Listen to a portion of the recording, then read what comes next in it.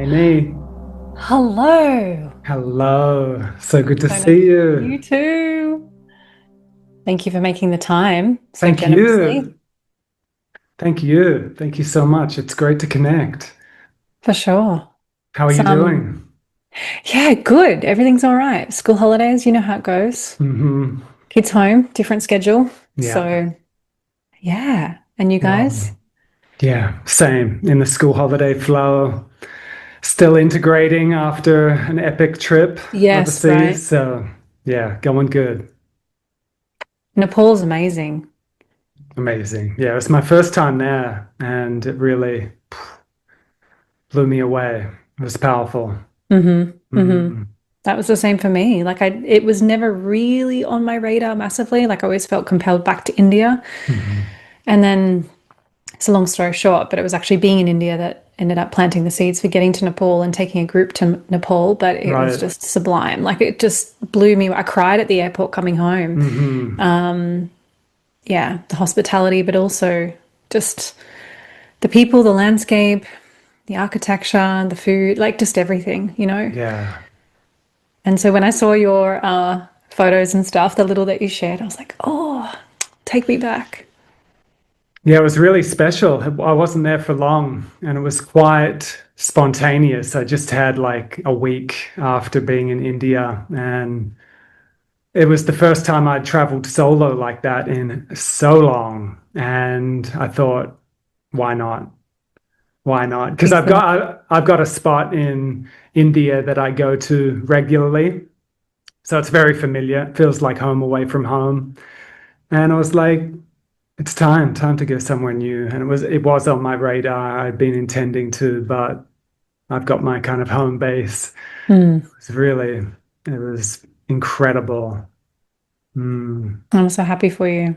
And yeah. yeah, it's so different too after many years of, you know, I would say for me at least, it's pre-children years of like that freedom of being able to travel and, you know, not have to worry about really anybody but yourself in that Yeah. sense. And then, you know, you got kids and it really, and, you know, of course, I'm not complaining. I'm just saying it's just a different season of It's, life. And so it's different.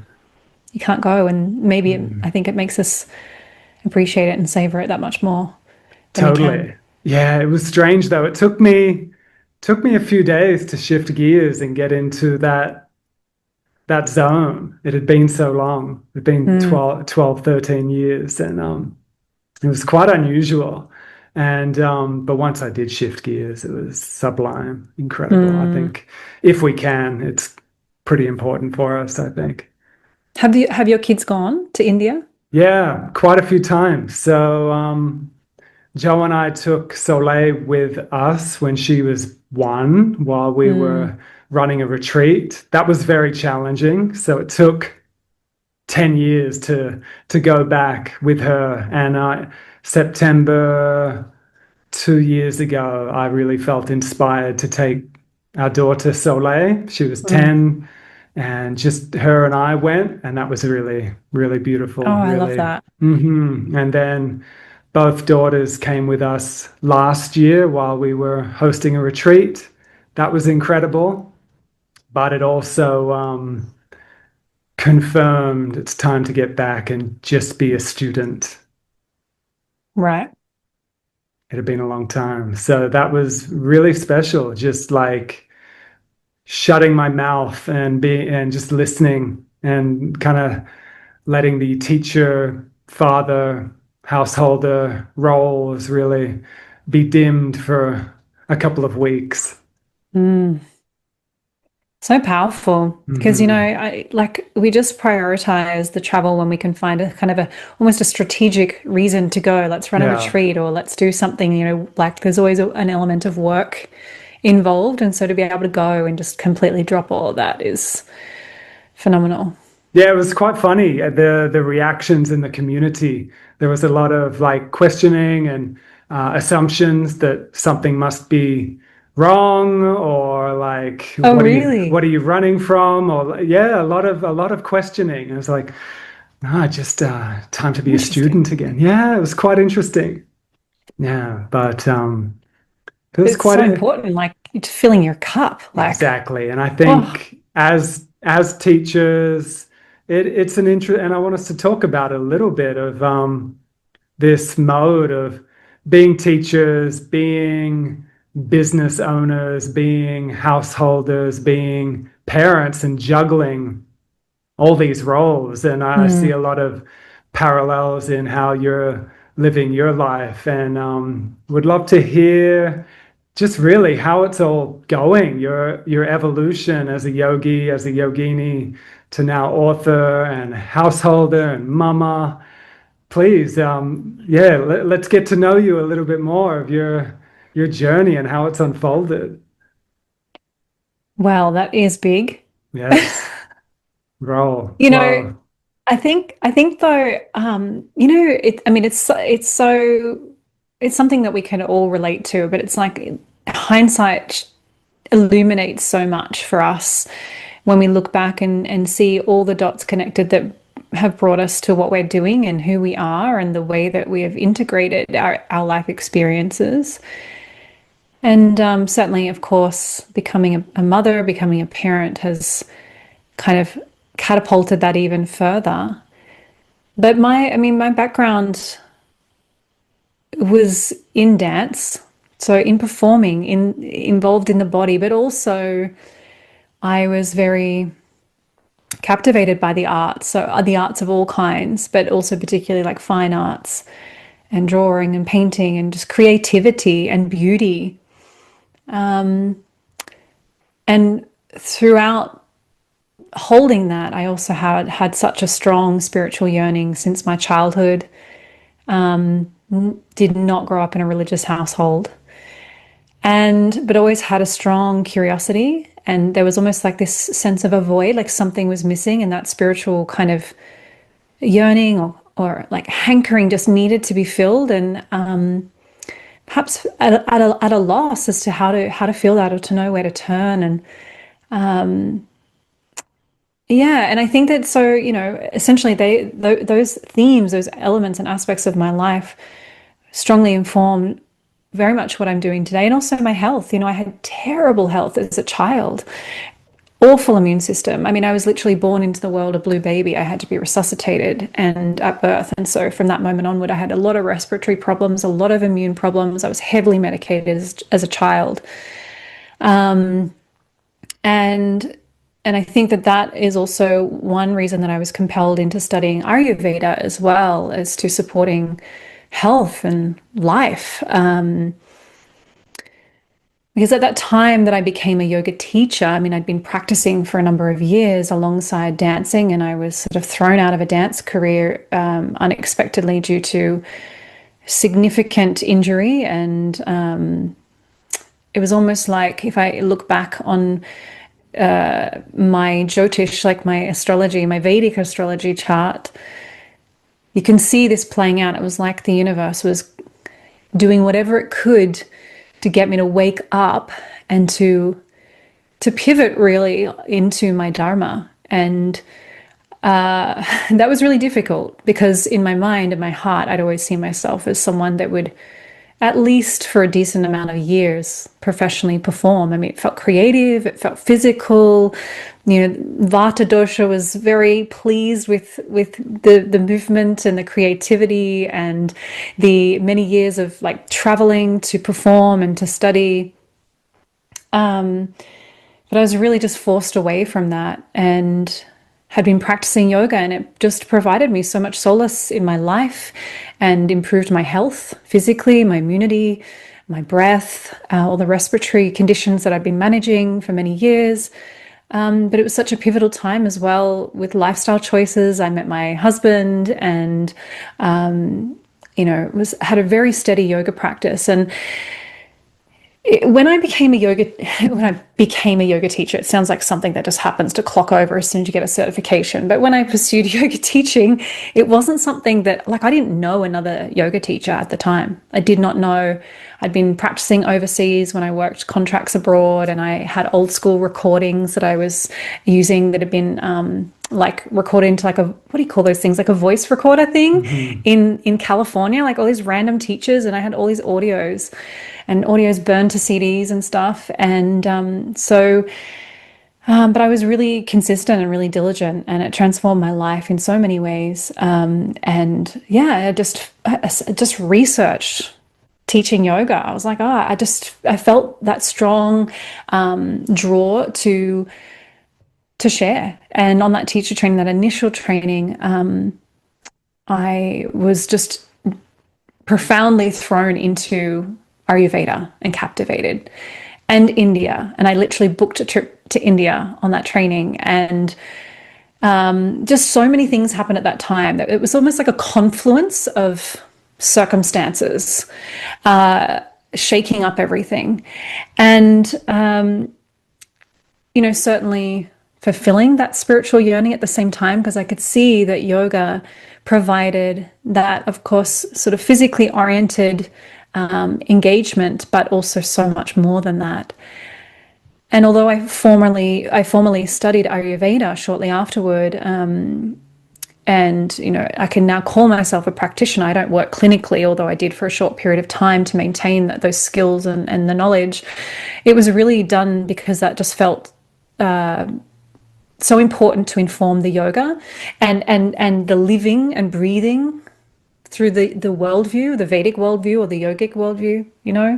So, and it also informed how I delivered retreats and workshops and things like that. And I think that desire to integrate different Indic disciplines was just so strong. And and you would know this, when you go to India, you feel that like everything, nothing's compartmentalized, right? So whether someone's involved in a Vedic mantra tradition or sampradaya lineage, or in a classical art form, whether it's dance or Hindustani music or Carnatic music, it's sort of multidisciplinary. They have so many different skills. Like dancers in India, classical dancers, they study music, they study art, and sacred geometry to appreciate the body being sacred geometry, this vessel. And I remember crying many tears when I continued further yoga studies. I was in Bali at this time, and 5 rhythms. We did like a 5 rhythms workshop, and it was the first time I'd actually danced since kind of not, professionally. And I just had this complete emotional release that I hadn't processed that reality that I wasn't dancing anymore.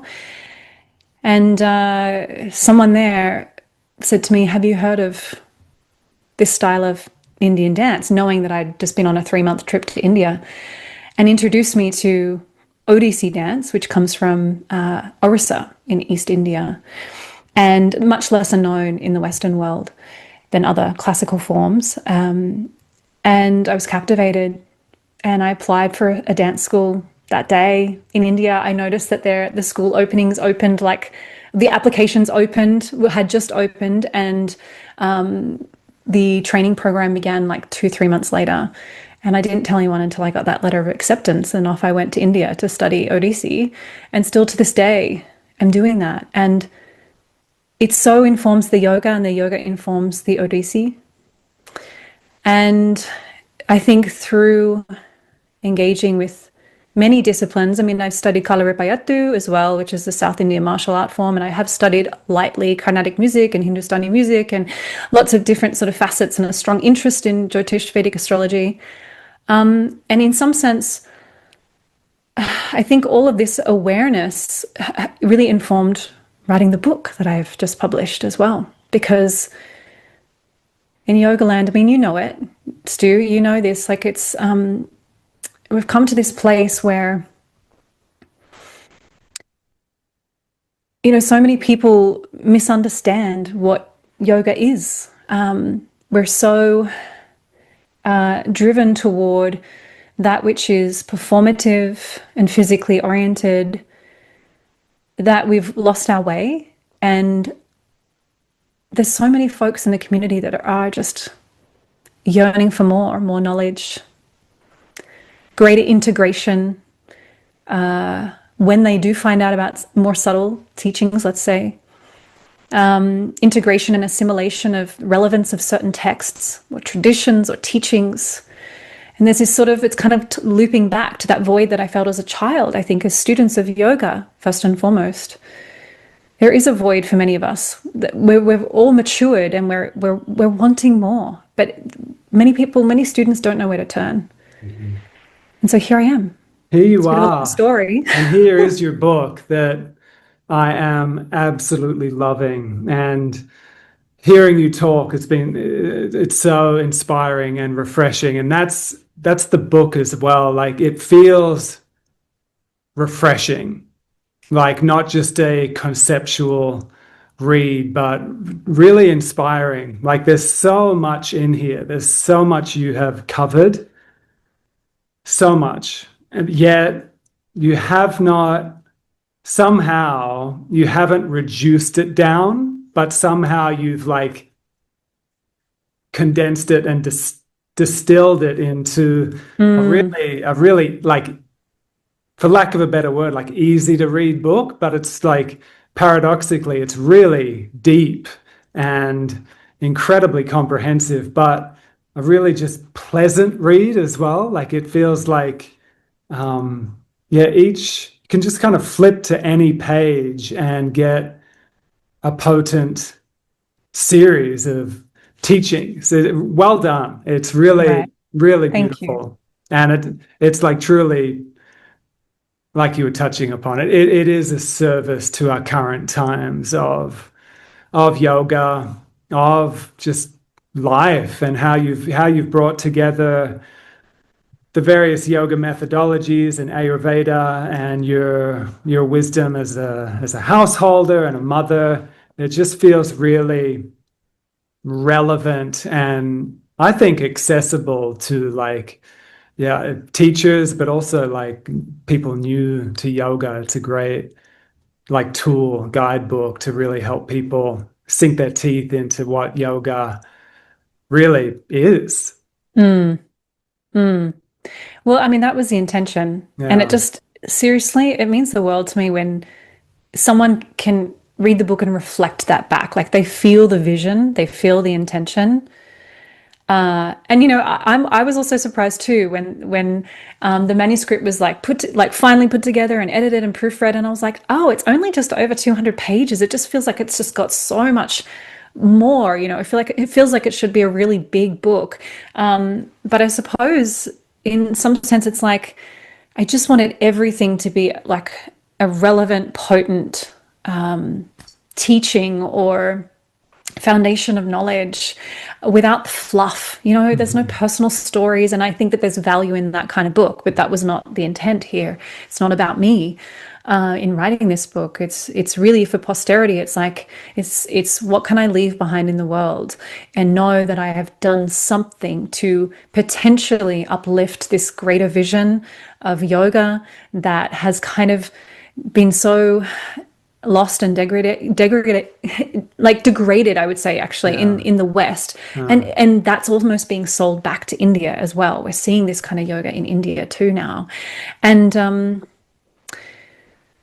it's complex. It's a really complex sort of time I think we're in because, and I say this a lot, but because of our contemporary bodies and lifestyles, you know, we need this sort of modern postural yoga. And, you know, I teach it. I think it holds a lot of benefit. And when you even come through a tantric worldview and you look to tantric teachings, I mean, they embrace the body in so many ways, and it's a very dynamic path in terms of purification of the body, engagement with the body. You know, we're not turning away from the body, we're not repulsed by the body as we might in more austere traditions. So and obviously it's informed, tantra has heavily informed hatha yoga, and hatha yoga obviously informing modern contemporary postural yoga as we know it today.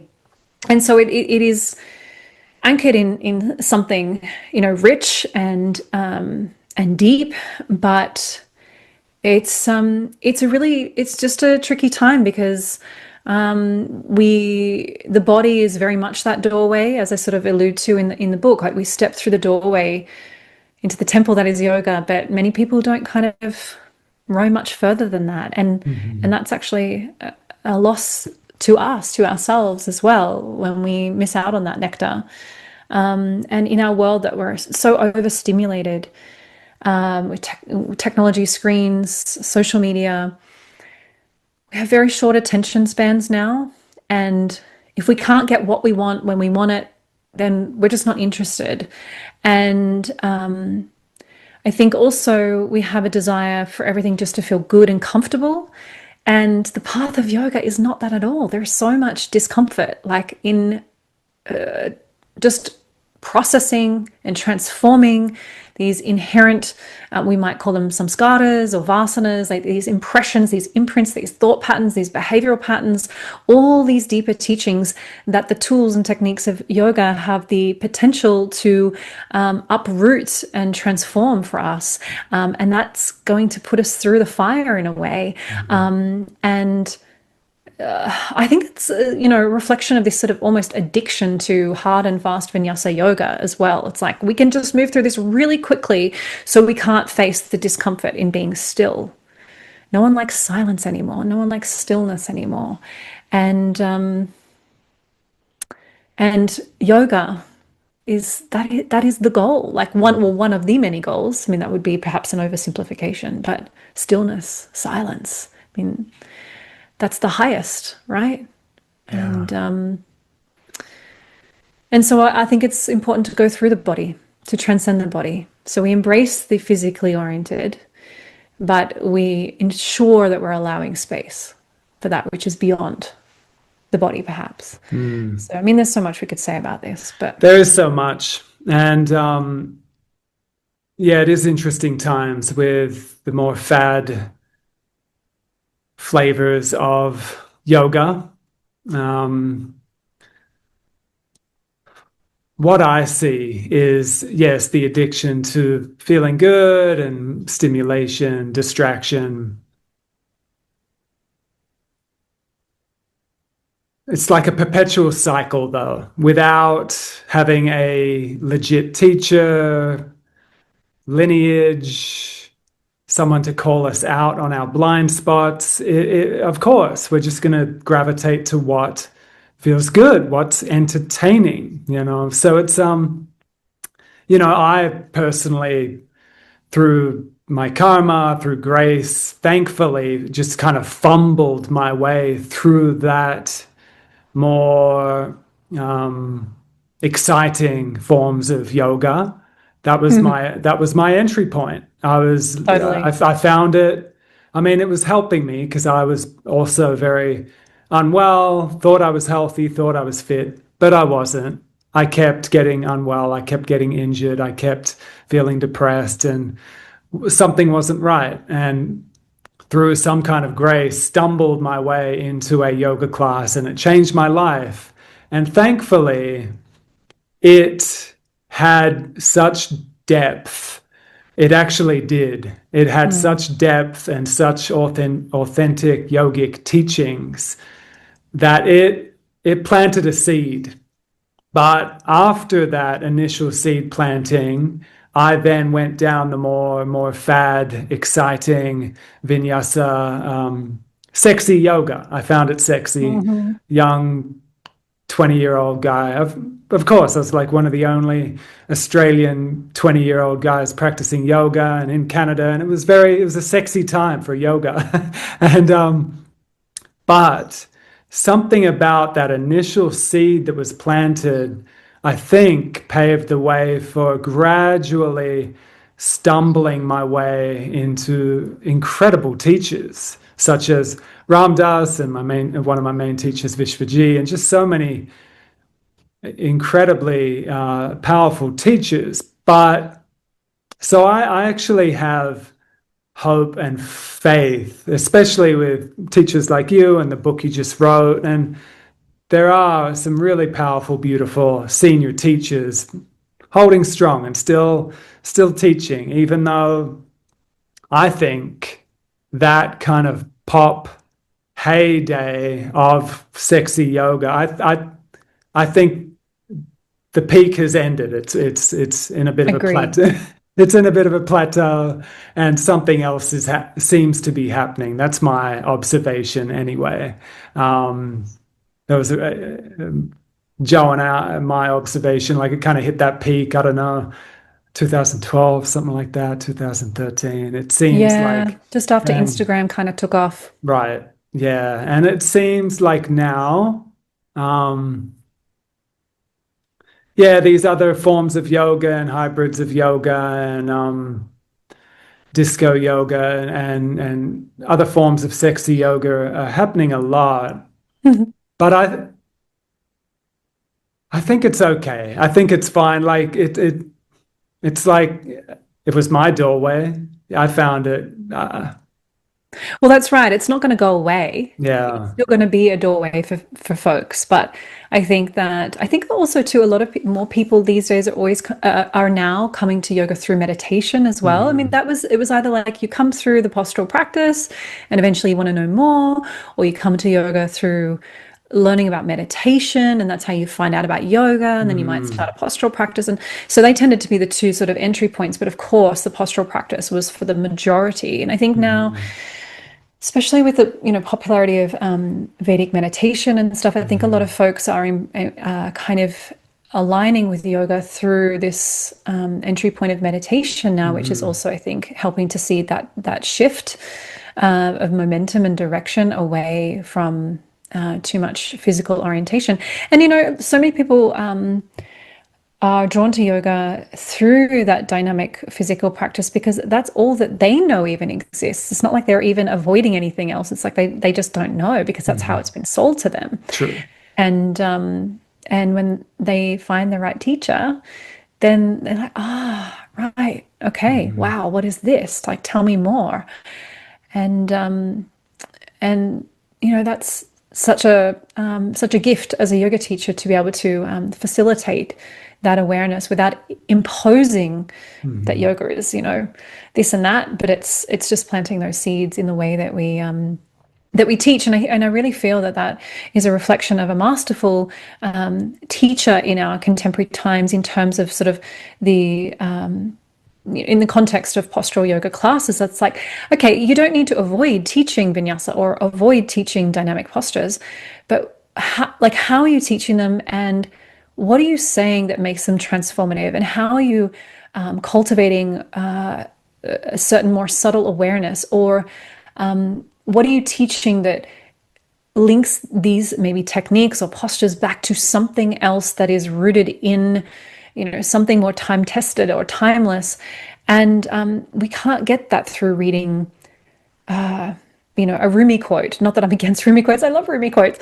I have Rumi books. But, I feel like we get it. I was interviewed on another podcast the other day, and she was telling me about learning this idea. And I was like, how have I not heard of this sort of quote or this saying before? And she's like, is it Darren Rhodes? You might know him. He's in the US. Hmm. And he talks about the spiritual sandwich. And it's like, let me open the class with a quote or a spiritual thing. Then I teach this Right. hard and fast vinyasa. And then I close it. We have Shavasana sit up. I read a quote and then we walk away. And that to me is such a great articulation of like a lack of integration. We shouldn't have to, I mean, and I might quote something from time to time, but it's not sort of the habitual pattern that I'm in as to how I structure, how I deliver a class, because the awareness and knowledge has started to be much more assimilated in a way that I can provide these teachings through the experience itself, rather than something separate. Here's the quote, then here's some exercise, and then here's a quote, or whatever, or philosophical teaching, and and I'm not at all suggesting that that doesn't work or that we shouldn't do that, but I think it's something that we've just fallen Hmm. back on or are in the habit of in a way that makes our yoga classes seem more authentic or exotic or something. Right. Yeah, you talk a little bit in your book about the difference between a yoga instructor and a yoga teacher. So I guess Mm, when you're in, I guess even the early days of teaching yoga, and there's not quite the growth and development and maturation and just natural confidence, you kind of maybe need to lean on that script. And right. Yeah, I mean, in our trainings and that we speak quite a bit about that. Like that seems to be a common stepping stone in the journey of teaching yoga, of having a bit of a script to lean on and a bit of a map and maybe, yeah, something like a quote. I don't. It can But be evoking it's and something we can get invoking. stuck in, Yes, right? right. That's the point I'm trying to make, because Yeah, that's why I wanted to emphasize that this is not wrong or bad, and I'm yeah, not sort of criticizing it in terms of its delivery is a yeah. bad thing or ineffective. I think it is a really helpful foundation. But as we mature as yoga teachers Hmm. and as we truly assimilate our knowledge and are really very much engaged in living yoga, Hmm. then we no longer rely on that spiritual sandwich, Yeah. and students can feel that. And Hmm. that, again, that's a maturation. It's not something that's just going to happen. I mean, it That's can't right. just happen all of a sudden. You can't fake that. And yeah, and I suppose that's why writing this book was so important, because I thought, from the perspective of yoga teaching, it's going to help to bring greater integrity Hmm. into the teaching community, into teacher trainings, Hmm. but to provide more clarity and thereby confidence, particularly for new teachers in Hmm. integrating what they've Yeah. learned. Yeah. So, and thereby, obviously, student community is so uplifted and benefited from that. Yeah, good on you. Yeah, Joe and I often kind of, I mean, we refuse to do anything less than a 500 hour for, like to teach it, to guide students into teaching for the, we've both got an appreciation of like martial arts, and you can't really rush your way to a black belt. You gotta earn those stripes, and you gotta Hmm. earn each belt. And if you've rushed it, it's going to show up pretty quick. There's no hiding it, and there's no Yeah. script as well. You know, you learn what you got to learn, but then you got to put in the hard work and the hours, and you got to grow through it. And if you've rushed it, it is going to show up really quick. But I think with modern yoga teachers, you know, we can do a quick course, and then we can have that kind of do the quote, teach the script, and with the quote, and kind of, yeah, get away with it. Especially if you don't have a teacher or a really good friend that's gonna call you out on your blind spots. And yeah, this kind of modern day yoga where we can, if we don't have a go-to teacher or a mentor we can trust that can compassionately but fiercely shine light in those blind spots, it can be tricky as a modern day yoga of like of truly maturing into that. Like, yeah, it's an interesting time without much reverence for lineage and tradition, and actually earnestly practicing. And as young Mm. teachers, as new teachers, it's still quite a romantic image of of of abundance, of getting your 200 hour and then running retreats and doing your own teacher trainings, and it being very sexy and abundant and free flowing. But it's actually pretty challenging. You got to really put in the time and be consistent for it to pan out into a beautiful, abundant lifestyle. And I know a lot of our students and a lot of our friends will be listening to this that have gone through those struggles, and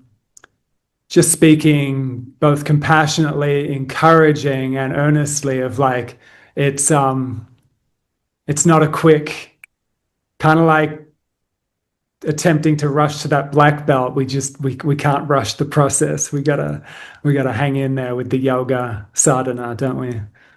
Mm. Well, it's even like learning how to drive a car. It's like, Right. think of this body as the vehicle. You've got to take it for a ride. You've got to do the practice. You've got to integrate and assimilate, and you can't do that merely through intellectually accumulating that knowledge and then just thinking about it and then talking about it or regurgitating it. It's like, okay, yeah, for so long, but that eventually has to be reflected through the practice and through, driving your vehicle. Take yourself on that path, down that road, and like move toward the destination. Like you've just got to do it. You can't learn how to drive without driving the car, or you can only, you can't learn how to drive the car with reading the manual or just passing the computer test. Like you got to get your hands in there and engage in the practice and the path, and that's, so imperative. And of course, that just takes time. That takes time. There's nothing you can do about it. It takes time. And I think also there's a degree of life experience that also facilitates that maturity in a yoga teacher that you just can't. Like, I look back at myself in my 20s, and I just remember, so many students were so elated at feeling or sensing the, and maybe just comparatively so, other folks, like the spiritual depth and the subtle teachings. And I look back at what I taught and what I was talking about, and I'm like, oh my God, I kind of cringe at it, And you just look back and like you change. And the time, I just think that was 20-something-year-old me, the way I would have talked, the way I felt like I was all, knowledgeable and mature and stuff. And, and I don't want to diminish my value. I'm not trying to bring myself down. But I can look back at that in hindsight, and then also having kids, like, oh, that just completely transformed how I understood what it meant to live yoga and to experience yoga through, perhaps that we could say the typical Vedic worldview of the different like seasons or stages of life, which I do reference in the book. And so thereby I kind of embraced this continual transformation of how it looked to be a yoga practitioner or how it looked to be a yoga teacher. It's not going to look the same as what it does when you're in your 20s. And that's so refreshing, and it can really provide a sense of relief, right? Because so many people come to me and say, oh, I haven't been doing my practice. And it's like, all they're saying is I didn't do my 60-minute asana practice today. And it's like, that's okay.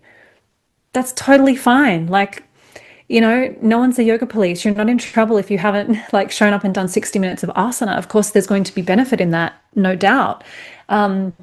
But, maybe if you have done your meditation, or maybe you said a prayer before a meal, or maybe you got up just before sunrise and honored the sun, as they have done since, before we even knew of the Rig Veda, being written down, thousands of years, this honoring worship of the seasons and transitions, the junctures of the day, the sandhis of the day, all these ways are, it's so powerful to shift your perception on what it is to engage in yoga and to live yoga and to bring it into daily life and to,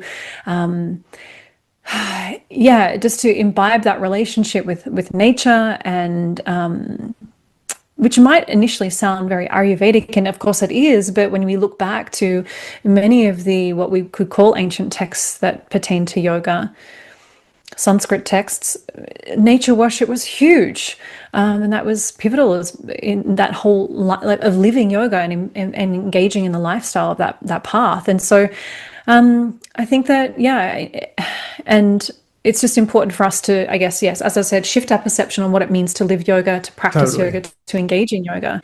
And then it becomes so much more inspiring, and there's a renewal there of energy. Couldn't agree more. Couldn't agree more. And I often do ramble on a lot about that these days, of the blind spots of the modern day yogi, where we, in our enthusiasm, our alarm goes off and we drive to our yoga class in our plastic clothes and our groovy sunglasses with our Bluetooth headphones and onto a plastic yoga mat and do some vigorous asana and then hop back in our car. And I often like to just call that out in how much of the the nature yoga, nature worship, the magic of just being in light, water, earth, magnetism, with innocent, beautiful, enthusiastic intentions to get to the yoga class. But often I'll call out at the beginning of class, like if it's a morning class, like, have you had your feet on the earth yet? Have you got that morning Mm, sunlight into your eyes yet? And more often than not, it's a no, because they're straight into their rubber soled shoes, into the tinted window car with the windows up while the sun is rising, probably, and blocking off from the yoga of that moment, that surya. And mm. right then and there, if it's like, yeah, shit, no one has had contact with the earth or the sun yet, we walk outside and literally go hug a tree and greet the sun and then get into the class. It's like, okay, now we're more ready. Let's practice now. But it's just a reflection of our proclivity to just keep going and to like Yeah, push and to not stop, like yeah, to not stop and just think and be aware. And we get into these kind of patterned ways of living our lives. yeah. We're cut off from nature in so Mm, many ways. You know. yeah, Mm, yeah. And look, at the end of the day, like I think there's obviously an argument to be had to say, well, getting up and getting to the yoga studio and doing a really dynamic practice in the morning is actually quite a wise thing to do. I mean, it's the time, well, depending on the time of the day, but generally, between 6 a.m. and 10 a.m. It's kapha dosha time. It's a great time to move the body, move the lymph, move the circulation. So through the lens of Ayurveda, perfect, great. Then in the morning there's the residue of kapha in the body, and it's good to get the digestion going and stimulate agni. And so all these movement practices are actually really, really helpful and beneficial in the mornings to be doing that. But when we're doing that with kind of blinders on, mm, and we're not holding that reverence and awareness for what's around us, and also if we then walk out of the studio and we're not carrying some kind of like reverence or devotional awareness throughout the rest of our day and into our evening, then we're not carrying yoga with us. And there can be so much, of course, benefit, especially for those of us new to yoga, to understanding the yama and niyama in terms of like ethics and moral living and that sort of thing when we want to have a conversation around what it is to live yoga. But again, we fall into the trap of just kind of tunnel vision. That's what it means to live yoga, ahimsa, satya. And it's like there is so much more mm, to living yoga than that. How about honoring the Vedic calendar and the seasonal celebrations or as I said before, the junctures of the day, aligning your postural practice, your pranayama, to the changes of the seasons of the year, right? Because you might be in Vata season and it's dry and windy and cold. So your postural practice, your physical practices are going to look different to in the middle of summer, for example. And so you're aligning those tangible practices with the different kind of essence or flavor of that season. And then obviously we zoom out and that's reflected even further across the seasons and stages of life. But learning mantra, I have a free like Vedic food prayer that people can download, and and there's recordings. It's a written PDF, but it also has audio recordings to learn it. And it's like this really short, so sweet Vedic prayer to do to sort of bless the meal before you eat and to recognize the importance of prana, circulating through the body before mealtime, or it might be taking your pulse, a very Ayurvedic practice to do before you eat, and lying on your left side in the morning to stimulate agni, digestion, open up the right nostril. Then go to bed at nighttime, lie on your right side, open up left nostril, etc. Like all these subtle, little, beautiful, ritualistic in a way, the ways to bring ritual into your life, but they're just ways that we can be living yoga that keep us in a sense of reverence and devotion to something greater than us and me and mine and my world and my life and my struggles. They just sort of invite us into something bigger than that. And it doesn't mean that you're doing a prayer at every meal, but it's just something that you're weaving in consciously each day. And it might even be, you may not have a home altar, but maybe you do and you're doing daily puja, but maybe you're just going out in the morning and offering a stick of incense, circling around 3 times clockwise, putting it in the garden, saying a prayer or mantra, and that's it, right? And so you want to think about how yoga is shaping you as a being and shaping your life, and letting the physical practices be a support to that bigger vision. You know, I think Totally. that's really important.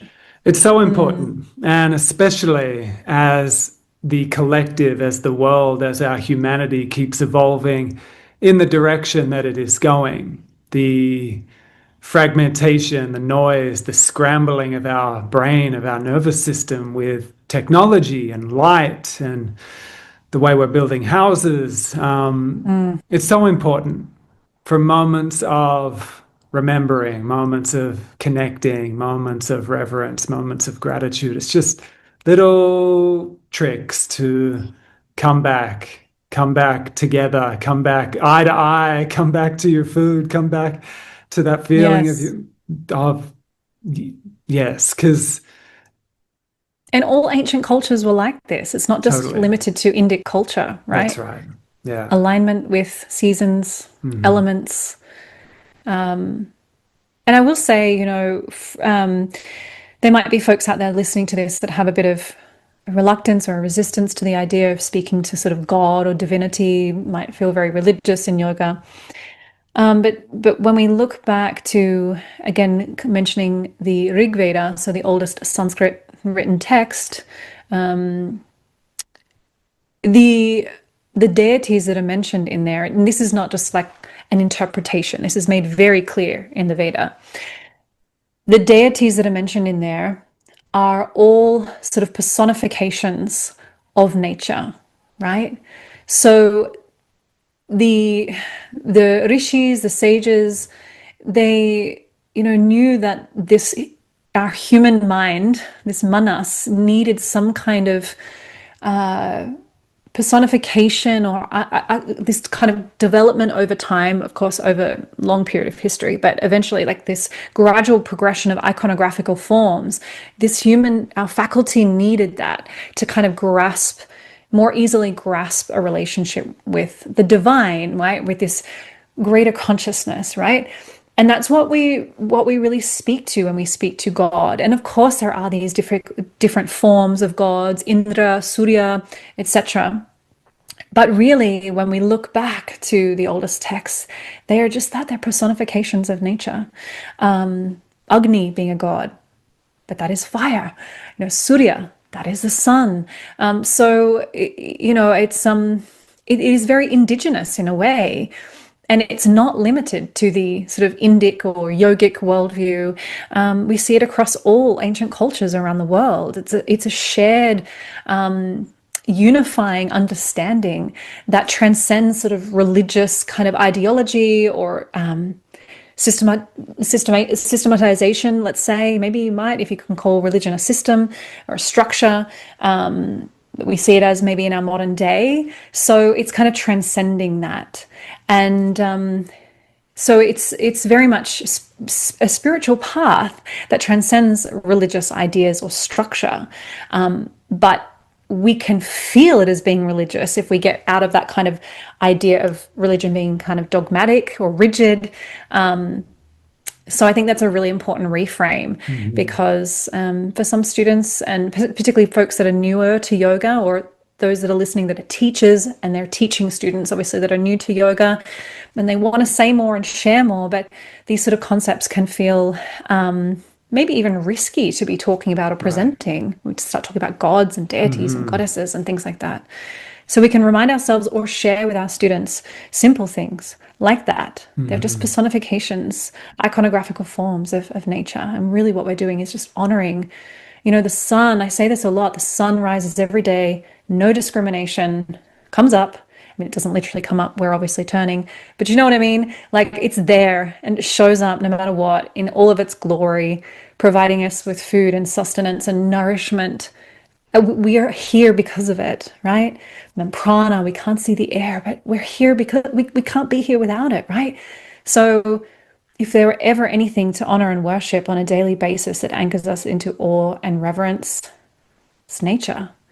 But we take it for granted because we're so disconnected from it. Hmm. And we see it in AI all the time, all this AI artwork now and stuff. And Yeah. our minds are not seeing beauty in nature in its real, raw form. Yeah, that's right. I was just hearing on another podcast, like it feels potentially a matter of time, like a human smile may very well be in like a museum. Like, remember when we used to like have expression and smile? Because it's becoming increasingly common of this hijacking of our joy, of our radiance, of our nervous system for the junk food, the junk light, and it's addictive. It is so addictive, and I harp on about it because people own up to it regularly, and I've got to admit I can see it in myself as well, an Mhm. unconscious, almost gravitational pull to the junk light of the phone. Even though I know so well, I know consciously deep down, and I study it, I nerd out on it big time of how therapeutic it is for us to get that morning and evening sunlight through our skin, through our eyes, through our body, that infrared light, that surya, that just Hmm. it's magical. It's magical. The sun is setting right now as we chat, and it's coming through the door beautifully. And like this is actually why I'm set up here because I'm like consciously, if I'm going to be on the computer getting this blue light, I want to get The good stuff. that. So, but I got to catch myself if I'm like not on my, if I'm not aware and I'm grumpy and I'm tired and I'm sleepy, I will gravitate to, I'll forget. Curtains will be drawn, door will be closed. I'll be blocking myself off from the light. And Hmm. I'll wake up in the morning and go straight to my phone and be on my phone while I'm doing everything. So we can kind of, it becomes this addiction, this perpetual cycle of like, it's kind of like junk food. And if we don't watch it, that addiction Yes. to junk food, it's so instantly gratifying, instantly pleasurable. And that's kind You of look what back to the, history at all the things people were addicted to, now, like cigarettes and right. drugs and alcohol. And it's like screens are Mhm. the next Yeah. wave. So it's an interesting time in that regard. And again, your work, your book, it's not speaking directly to that, but it is a map to help people, yeah, create yeah, the living of yoga, this holistic map to help us connect, help us align, because there's so much pulling us away from that exquisite alignment. And yeah, to some of you that are still listening, if it's like, because it can feel a bit like, where do I start? Like it all sounds good. It can like where do I start? It's pretty big. The ocean of yoga. It is big. It is vast. It's meant to be massive. Where do I start? And it can actually be, yeah, like you said, a prayer with that meal of like even that of like put your phones down while you eat and maybe do the prayer before you eat and actually be present for that meal. Because so Yeah. many of us yogis, we did an epic 60-minute vinyasa, but then we're on our phone on the toilet, we're on our phone while we're eating, we're rushing meals on the go, we're having protein shakes that make us, yeah, you know. You know what's so funny though? I will tell you, I don't even know if I've said this on a podcast interview yet, but the majority of this book was written at night after I'd put the kids to bed. And, I don't recommend it, but really, one thing I have spoken about is that this book was written because it was a really challenging time in my life. A couple of years we moved interstate. I'd just given birth to our second child and lived in a house I didn't like, in a city I didn't like, no community, no friends, no support, nothing. My husband was going away, different countries, interstate, long periods of time. It was just such a hard time. I tried to start teaching yoga. I was across a couple of studios and I had to give it all away because he had to go. My husband had to go away, had no help with the kids. I just had to give it all up.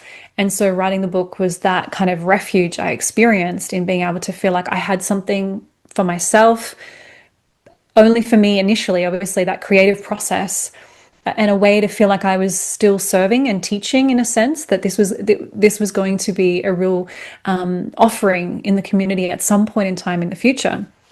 And and that intention was just such a strong kind of call that, like, the book just the clarity was there. It flowed through me. This book was such a gift to me at that time. That time was really brutal. And again, tying in Jyotish, look back on my chart, totally, I was going through what's called Ashtama Shani, 2.5 period of just real hardship. There's always a golden nugget at the end. That is this book. And yeah, and it was written at nighttime. I was breastfeeding. I was broken sleep deprived. That was the only time I could do it. But and you feel this as a parent. It's like your kids go to bed, and then you sit down. You're like, oh, now I have some time for myself, and that just it surged through me, and I just honored that kind of intuitive call, and just wrote. But I still went to bed at like 10 p.m., 11 p.m. every night. It was like a couple of hours max every night. But the consistency was really important, the consistency in showing up. And isn't that yoga? It's not about the tricky things that we're doing, but it's the consistency in staying and showing up to see what gifts kind of await us at the end, for our dedication and diligence and Thank you for care. sharing.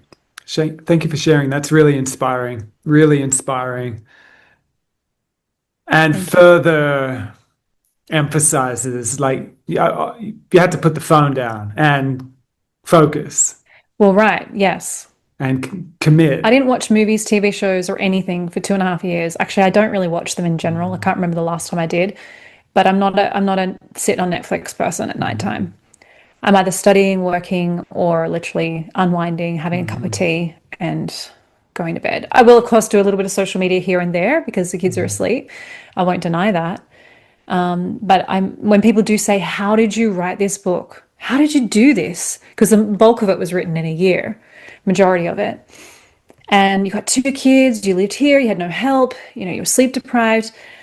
And I would say my answer is one, the vision came through. Like, it was just such a strong call. This is more than me. It was really there. And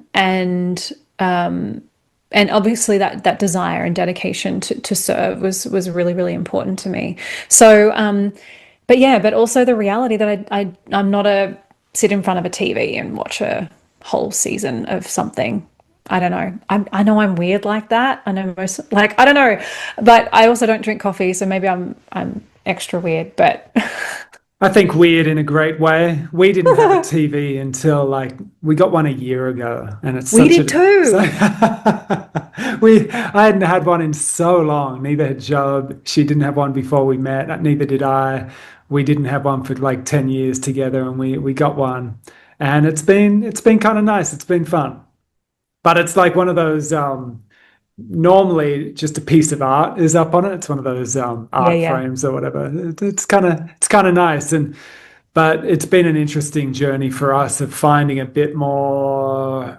Joe's great in being in the middle path, very much so. I'm quite extreme, and she owns the middle path. It's a beautiful middle path, and trying to keep steering to that middle path, and because I know for me, my inner yogi gets pretty obsessed. And thankfully, I found yoga that I can be obsessed about, but I can also very easily slip into the kind of anal yogi, taking it too seriously. And Wait, so then you mean like not having any TV at all? Is that what you mean? yes. So for me, it was organic. It was organic for me, but I can also reflect back on the righteous anal yogi that's like not touching meat and I'm not touching my phone and I'm not watching TV and I'm not Yeah, drink, yeah. you know what I mean? Out of righteousness, out of kind of something not not not authentic. And it's taken a little while to grow and mature into something that is authentic, which I think is also pretty common when we're trying to be disciplined and we're trying to be good and we're trying to I don't know, impress or Mm, virtue signal or something, mm. broadcast something.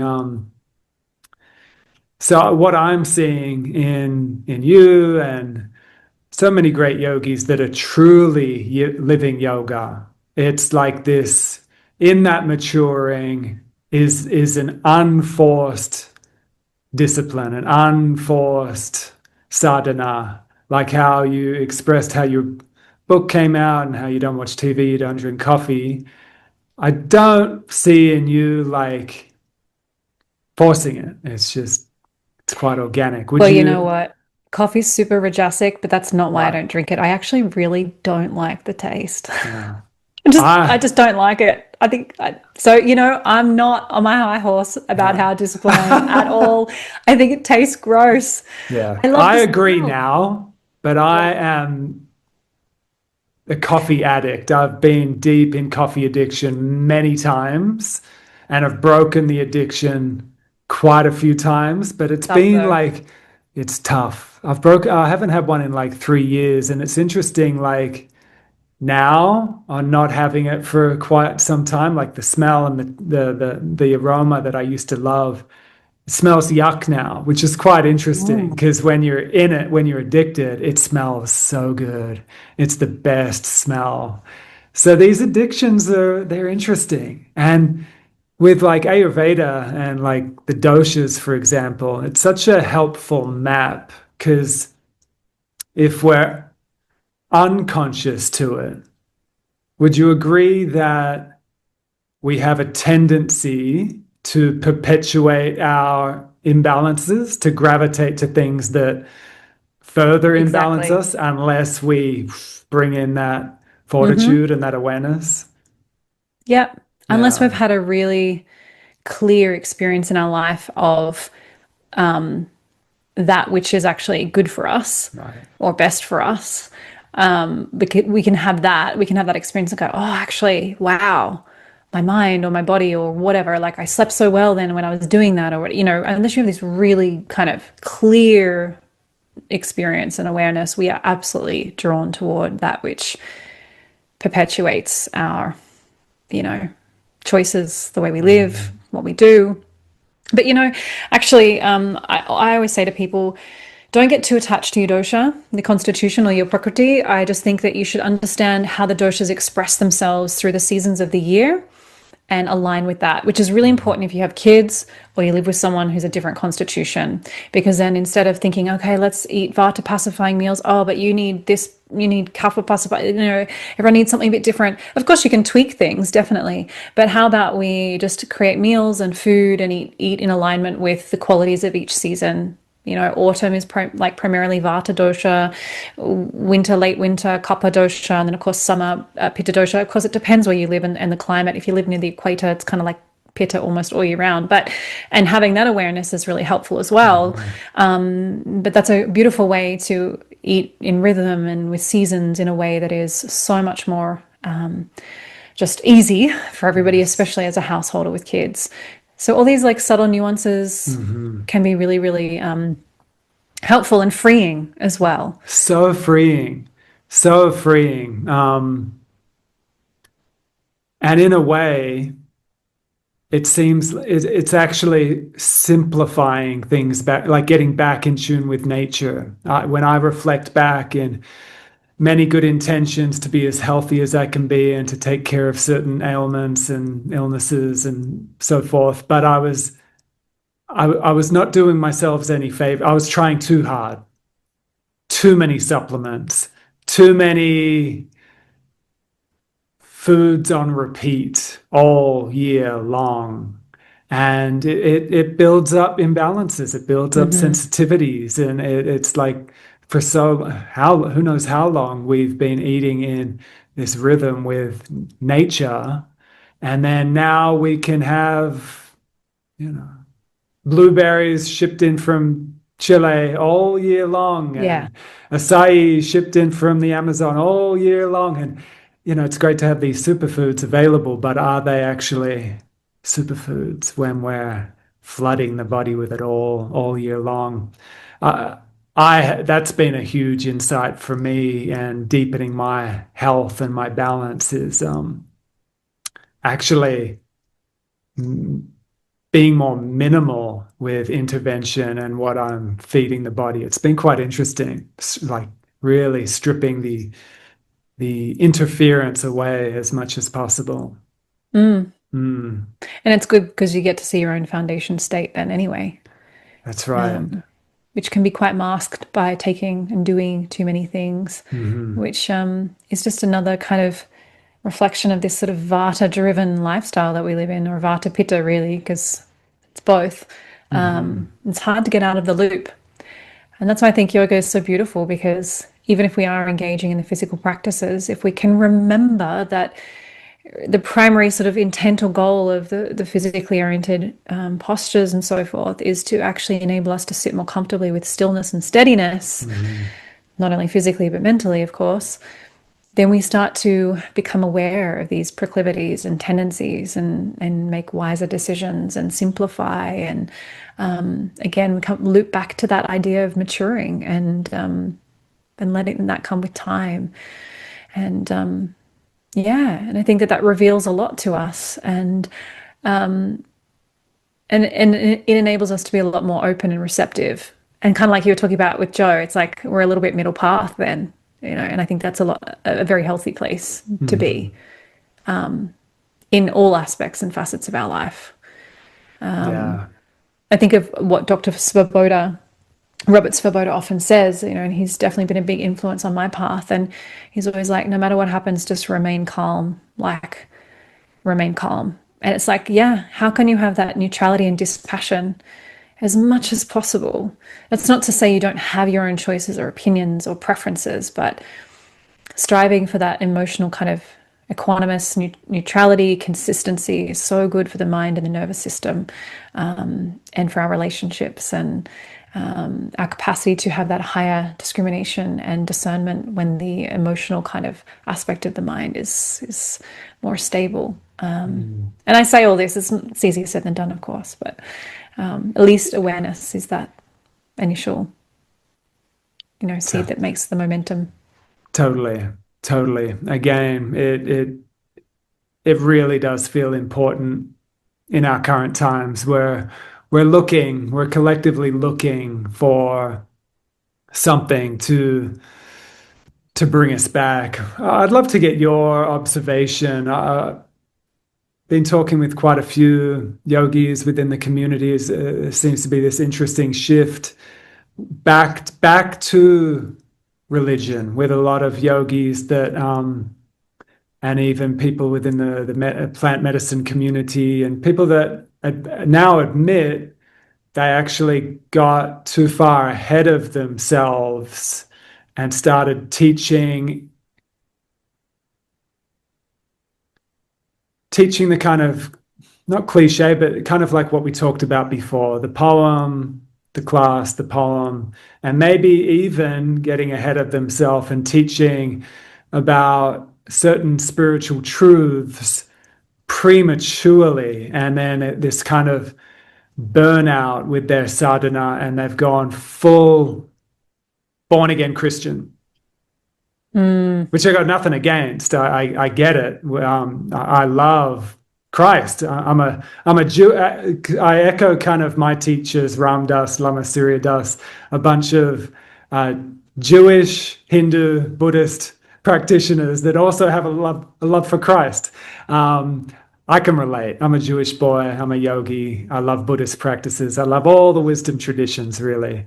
So mm, I do have an appreciation of Christ, but there's been this interesting pendulum shift from a lot of the neo fanatical spiritual practices to now all in Christ and going hard, saying all of what I did before was wrong, all the yoga, all the Rubbish. rubbish, like Christ is the only way. Quite interesting. Have you seen that at all? Has that A been on little your bit. radar? Yeah. Yeah, a little bit. I mean, not Mhm. massively, but definitely a little bit of it. Yeah. I've had conversations actually with a woman in my community who teaches in Sydney, and her family is very Christian. And, she was raised in that way, but she's never experienced a conflict of interest, let's say. But her family is really disapproving of her engagement in yoga and teaching yoga. And I think that I would say that, I mean, it's just obviously just speculation and opinion that I haven't given too much thought to at this point in time. But, I wonder if those folks that have kind of had that experience were maybe following unhealthy threads of yoga that Right. didn't serve them. But that's not, it's kind of like the saying goes, don't throw the baby out with the bathwater. It's like, Mhm. well, to proclaim that yoga is rubbish is, at least in my opinion, evidence that that person probably didn't understand yoga fully anyway, Right. because yoga can hold Christianity, That's right. right? You Yeah. can be Christian and engage in the techniques of yoga. Mhm. You can pray to Jesus, to God, and benefit from the powerful techniques of yoga, purification of the body and the mind, the devotional teachings that, you know, invite so much bhakti and devotion, which is so aligned with, you know, with loving God and Jesus Christ. And I do think, unfortunately, in many Christian groups, yoga is so extraordinarily misunderstood that these folks are being fed unhealthy messages. Mhm. And yoga is about union and embracing people of all different traditions. There's not one path or one God or one book, one text. It's not dogmatic like that. Mhm. Nor is, I mean, the term Hindu and Hinduism, which I discuss in the book, I mean, that's an umbrella term for so many different sub-traditions. It's not a religion in isolation. And really, initially, it was a geographical term. It related to people that lived in a certain part of the Indian subcontinent, and it was actually shifted with colonization, firstly from Islamic colonization and then British colonial rule. So there's just so much nuance and complexity. And I think if we Mhm. lack the knowledge, we're going to lose our way. Yeah. And that's probably my first thoughts about that. No, But I beautiful. know, I know a number of Christians that engage in yoga and have great respect for yoga and Yeah, same. for Jesus. Most of them, though, interestingly, are of Indian heritage. They might be out in the diaspora around the world or in India, because there are many Christians in India. But there's a beautiful integration of Christianity Yes. with Hindu practices and worship. Yeah, same. I know some beautiful Christians that have been earnest Christian folks for a long time, going to church every Sunday and really, really passionate about their religion and their community. But we do yoga together. And I'll even sometimes, because in Rishikesh, for example, the bookshelves there, the bookshops there, there'll be a whole bookshelf of like the yoga of Jesus and Jesus in India. And every now and then, just for fun and also curiosity, I'll bring a book or two of those Jesus yoga books home and gift it to them and get their perspective. And it's really, I find it refreshing getting their open-minded, true, wise take on it.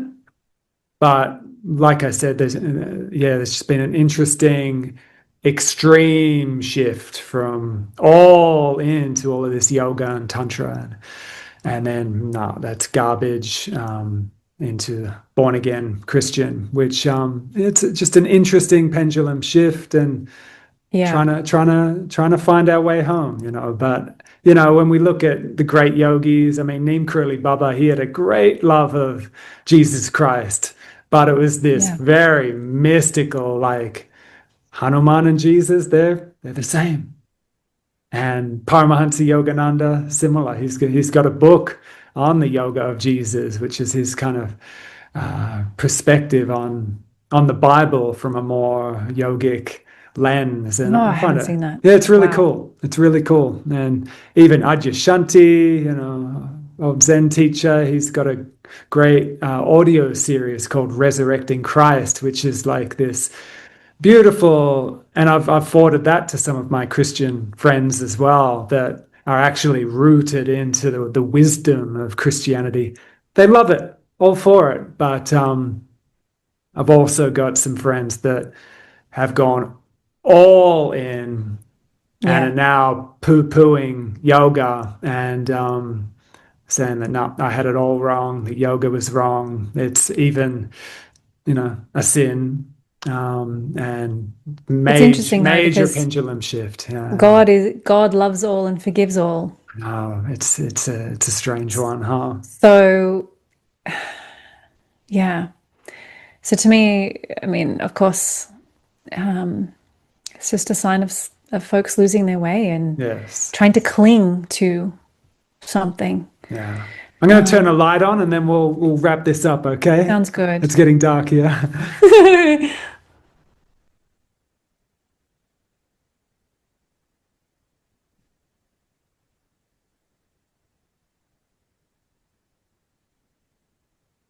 Amy, I feel like we could just talk for so long. We've got so many beautiful parallels, and it's been so beautiful witnessing your evolution as a woman, as a mother, as a householder, as a yogini, and now as an author. Again, I just am so proud of you and so blown away at this beautiful book. I know I'm going to read it quite a few times. It feels, I don't know if you've ever listened to The Yoga Matrix by Richard Freeman. No, but I know, of But course, I know of Richard right. Freeman. Yeah, it was one of those pivotal, it's only audio book actually, The Yoga Matrix.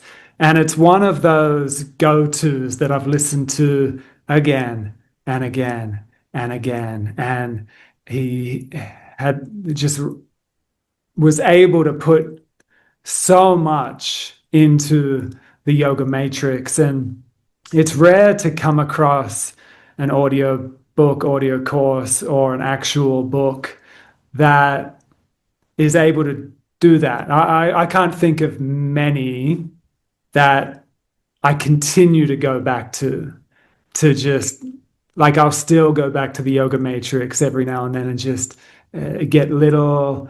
It gets deeper every time, even Yeah. now, 20 years later. This really feels like one of those books to be able you. It's not just like a one read. It's like this is one of those books to read again and again and again. And it feels like one of those books you want in hard copy as well. I look forward Yeah. to listening to. Are you going to do an audiobook? The audiobook's already available. Oh, Yeah, oh, you can get it on okay. Audible. And I was Great. able to narrate it, which is great Amazing. because a lot of That's people don't know that's not a given. You don't even get a guaranteed audiobook in book publishing, nor the opportunity to narrate it yourself. But my ah, publisher said, there's a bit too much of Sanskrit in there, so we're going to need you to do it anyway. mhm. So that was a blessing. Oh, I can't wait to listen. Yeah, it does feel like one to have the hard copy though, and I like agree. really, yeah. Again, especially in our current times, anything we can actually get our hands on and actually use our eyeballs for. Like analog Yes, living. yes, totally. So get the book, and I can't wait to get the listen to the audiobook and tune Thank you. into your beautiful voice and more. But yeah, well done. And I've nearly finished it, and gonna keep sharing the love because everyone should have this in their bookshelves for sure. Thank you so much. Is It there really means anything the world. else? Oh, you're welcome, Amy. Such a pleasure. Is there anything else you feel like sharing with our listeners? No, not really. I guess I would just closing by saying, if you feel compelled into learning about yoga beyond the body or beyond the physical practices, then please consider grabbing the book. It's available now. It's entitled The Ocean of Yoga. It's published with Shambhala Publications, but Penguin Random House distribute it around Australia. It's sold out a few times already on Amazon, so they're in stock at the moment, but you can definitely get it from other retailers. Certainly it's great if you can go in and support your local bookseller. If they don't have it in stock, they'll definitely be able to order it for you. So, and just it's, I guess, a recognition that each book is that small step and that we can all take to slowly transform the contemporary yoga landscape into something that uplifts the full spectrum of yoga, including the body, but also beyond the body. And yeah, thank you so much for your support. It really means the world too. Like someone with so much experience in yoga, and of course you and Joe. Yeah, I really appreciate your getting behind this work, and I feel your sincerity. And thank you so much. You're welcome. Much love, Amy. Speak soon. Rest well. Yes, you too. Thank you for your Thank you. time. Have a good sleep. My Okay. pleasure. Take Bye, care. Amy. You too. Bye bye. Bye.